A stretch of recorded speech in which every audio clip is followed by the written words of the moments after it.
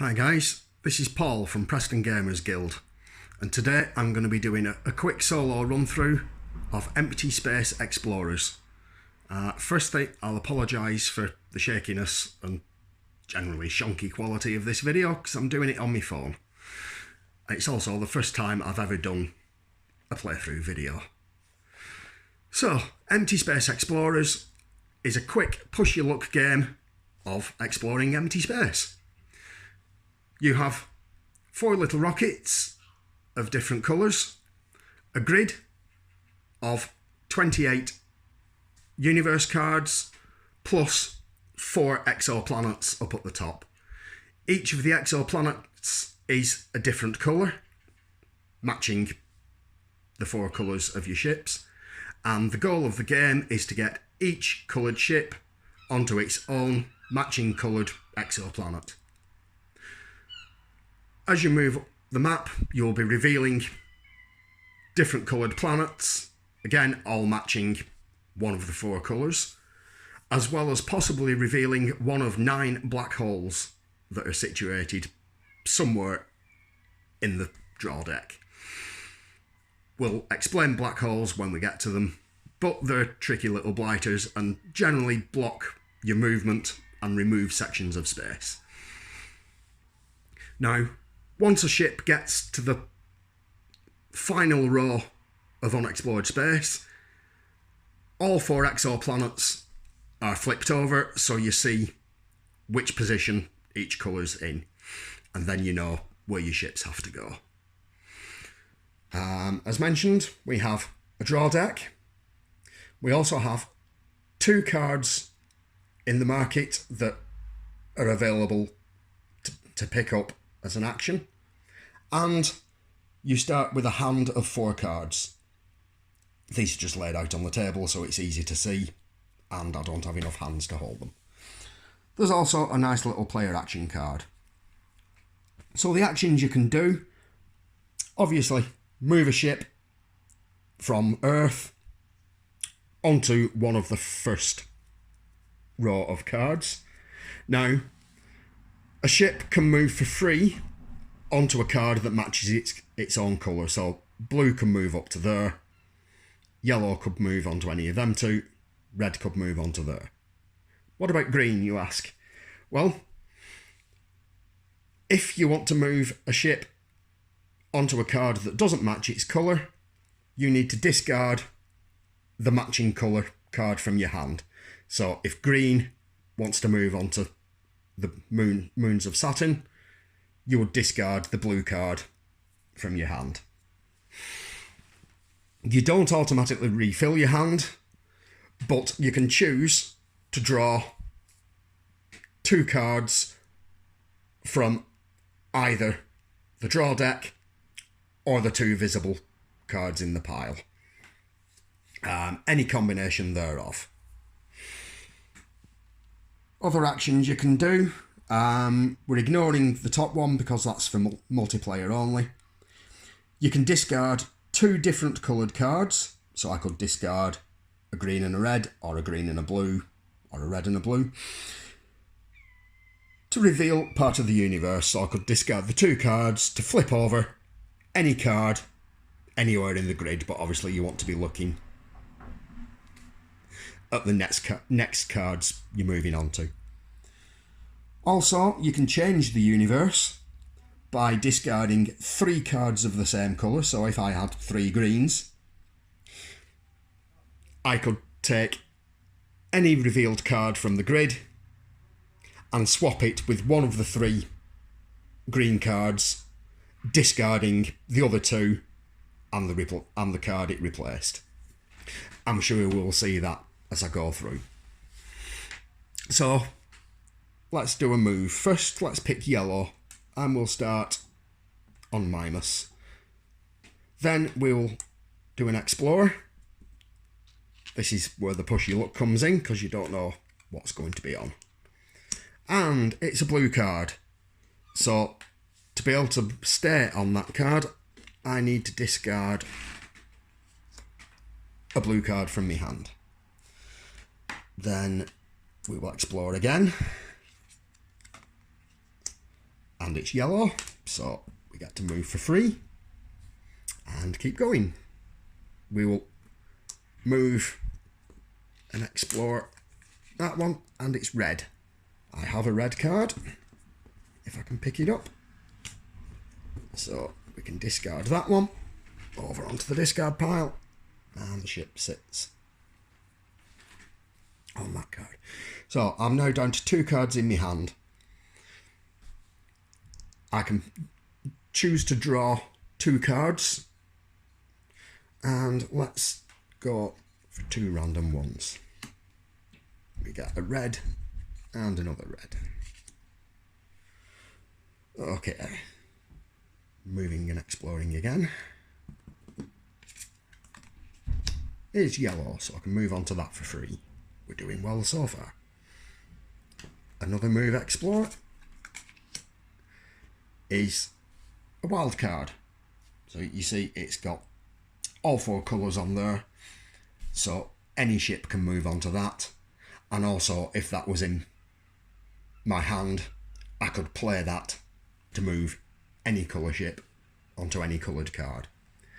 And here we are, moving on to the last space.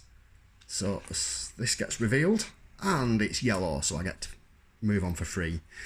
So because we've got to the last row of unexplored space, we can flip over the exoplanets.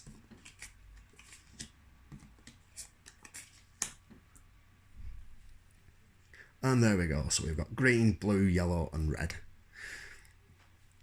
Now we need to get yellow home, so let's move and explore that direction.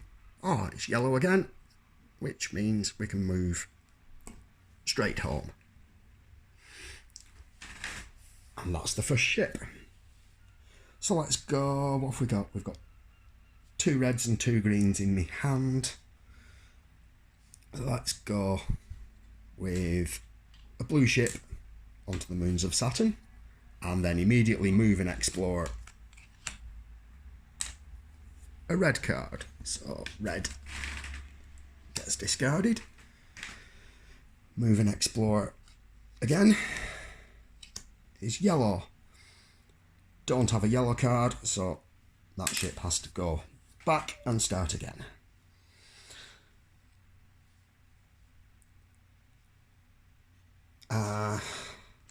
Where have we got? Red. Let's try going this way next. So move and explore is green. Move on to green by discarding a green card, and again I'm back down to 2.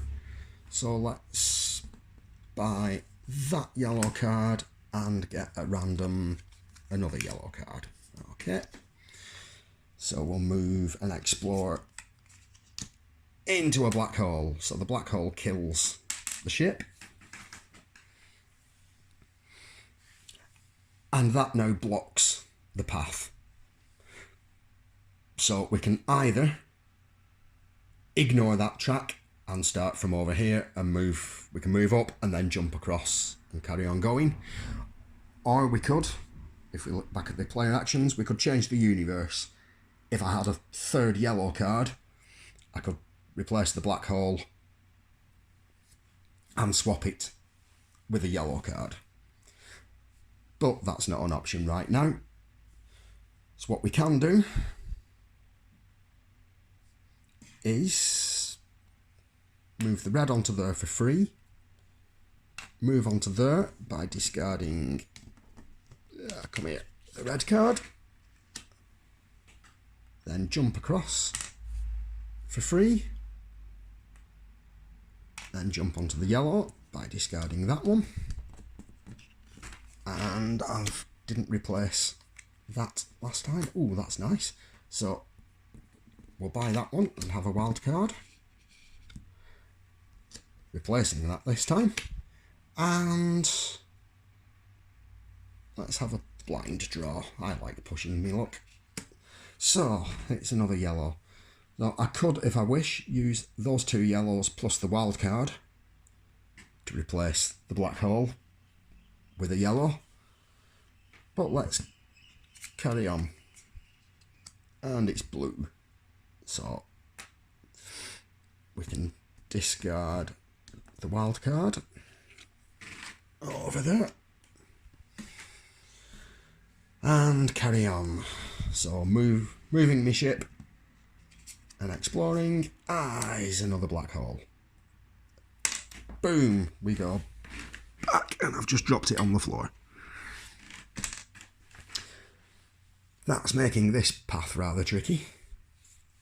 Now we might need to start thinking about replacing one of those black holes. So we've got greens and yellows. So let's go again. Red, green,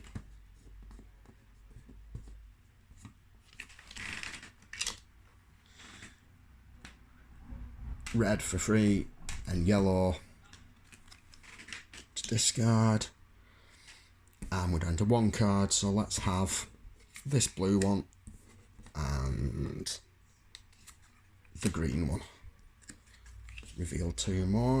Oh, and it's a black hole and a red one. So when a black hole gets revealed from the draw deck, let's replace it.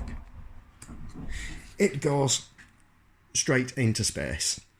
Now, you can't place a black hole adjacent to an existing black hole, so those spots are out.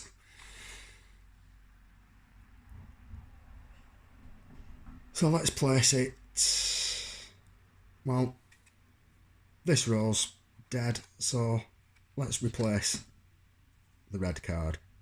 Now, the other thing black holes do is they eat an adjacent planet. So that green can get discarded. And we've now got a nice lovely gap in the universe. And we carry on.